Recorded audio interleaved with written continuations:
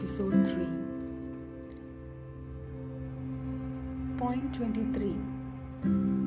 Even observing real idea in one chapter of the book elevates the being to have glimpse of supermind. One has to be capable to organize, order, remember, recall, energize all the ideas into its own action to observe the real idea in a chapter. Point 24. Life Divine brightens the mind when the ideas are arranged in order. Point 25. When the ideas are recalled in order, the ideas energize the thought. Point 26. When the ideas carry their own original momentum and move the chain of thought, the mind is enlightened. Point 27. The best medium to understand the life divine is not mind but the vital. Point 28. Life examples are the right medium of instruction to understand the life divine. Point 29.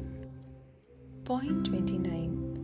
The impact of Life Divine book on the reader will be greatest when the book is perceived as a record of spiritual experience rather than of physical arguments. This book is a record of Sri Aurobindo's spiritual experiences. Point 30. Thus, the Life Divine is understood best when the book is seen as a book of his experiences rather than a book of his arguments. Point 31. Reading the book as arguments, intellectual comprehension will desert the reader at some point. To read the Life Divine book as a practicing yogi is better. Point 32. The knowledge one gets by touching the spirit is the knowledge one gets by reading the Life Divine. Point 33. The Life Divine book starts with our mind, goes to matter, and shows matter as Sachidananda. Point 34. The best way of understanding Life Divine is to draw parallels in our outer life for his arguments. Point 35.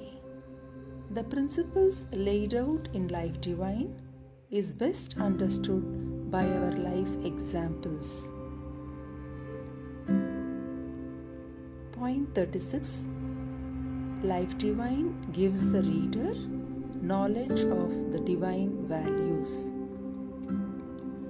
Point 37. Life Divine gives the reader spiritual experiences in mind if the mind is open.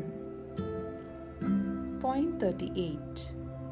Mostly, Life Divine gives the reader powerful meditations. The knowledge one gets by several years of meditation can be obtained by reading the Life Divine book. Point 39. Reading Life Divine book requires enormous spiritual energy as it is dense and intense. Point 40. Following are the levels of energy required.